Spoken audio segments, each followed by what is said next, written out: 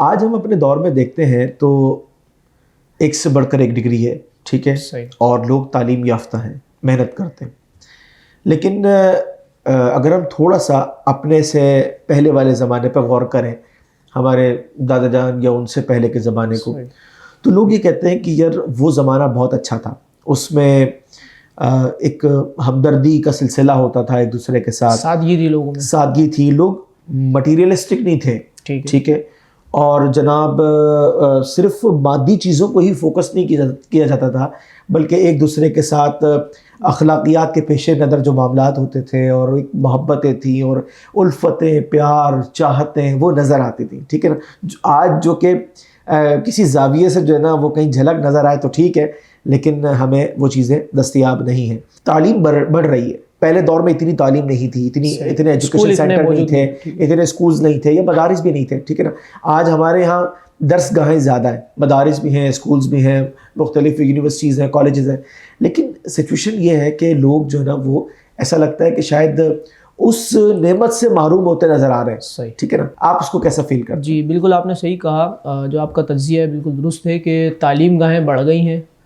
لیکن جو ہے آپ اگر غور کریں، توجہ کریں تو تربیت گاہوں کا فقدان ہے۔ اخلاقی قدریں جو زوال پذیر ہیں، اس کا ایک بہت بڑا سبب یہ ہے کہ ہمارے یہاں تربیت گاہیں نہیں ہیں۔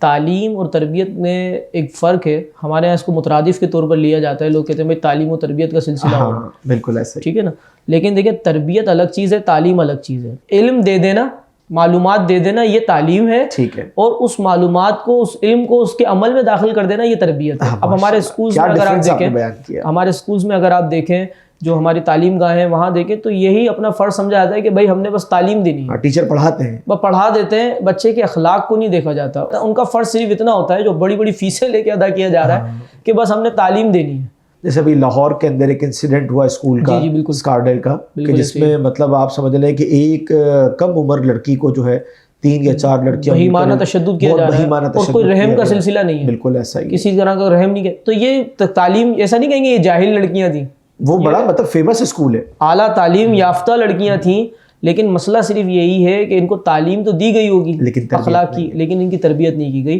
تو اصل فرض والدین کا ہے، والدین کے بعد اساتذہ کا ہے، اور پھر جس حلقے میں بچے کا تعلق بنتا ہے کہ بچے کی تعلیم کے ساتھ ساتھ تربیت پر توجہ دیں۔ ہمارے پیارے نبی صلی اللہ علیہ وسلم کا جب ہم عمل دیکھتے ہیں بالکل تو واقعی یہ رول ماڈل ہے، اور میں سمجھتا ہوں کہ جو ہمارے سیکولر اور لبرل قسم کے لوگ ہیں انہیں بھی یہ سمجھنا چاہیے کہ پیارے آقا صلی اللہ علیہ وسلم نے بڑے پیار سے، بڑی محبت سے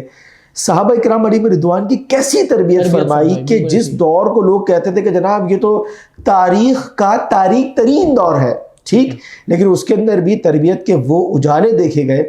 کہ جس میں جناب وہ سب کے سب آسمان کے ستارے بن گئے۔ سرکار دو عالم صلی اللہ علیہ وسلم کی سیرت کو اگر دیکھیں تو آپ تربیت کا کوئی موقع چھوڑتے نہیں تھے۔ مثلاً اگر دسترخوان پر بیٹھے ہیں اور بچے ساتھ ہیں تو اچھا بعض مواقع ایسے ہوتے ہیں جہاں تربیت زیادہ اچھے انداز سے کی جاتی ہے عملی اعتبار سے، تو نبی کریم صلی اللہ تعالیٰ علیہ وسلم دسترخوان پہ موجود تھے، ایک صحابی جو کم عمر تھے، چھوٹی عمر کے تھے، تو وہ پلیٹ کے اندر رکابی جو تھی اس کے اندر جو ہے درمیان سے لینے لگے، تو سرکار دو عالم صلی اللہ علیہ وسلم فرمایا کہ اپنی طرف سے کھاؤ۔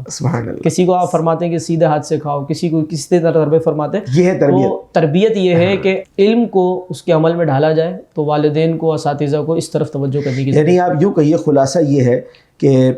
تربیت جو ہے وہ تعلیم کا بھی زیور ہے، بالکل ٹھیک ہے نا۔ اور بات یہ ہے کہ جب کوئی چیز اگرچہ وہ جتنی بھی پرکشش ہو، لیکن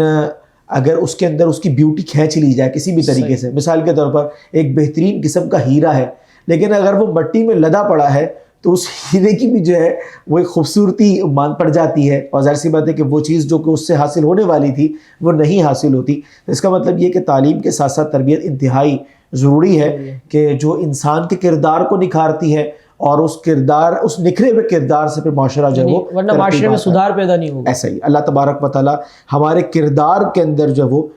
بہتری عطا فرمائے۔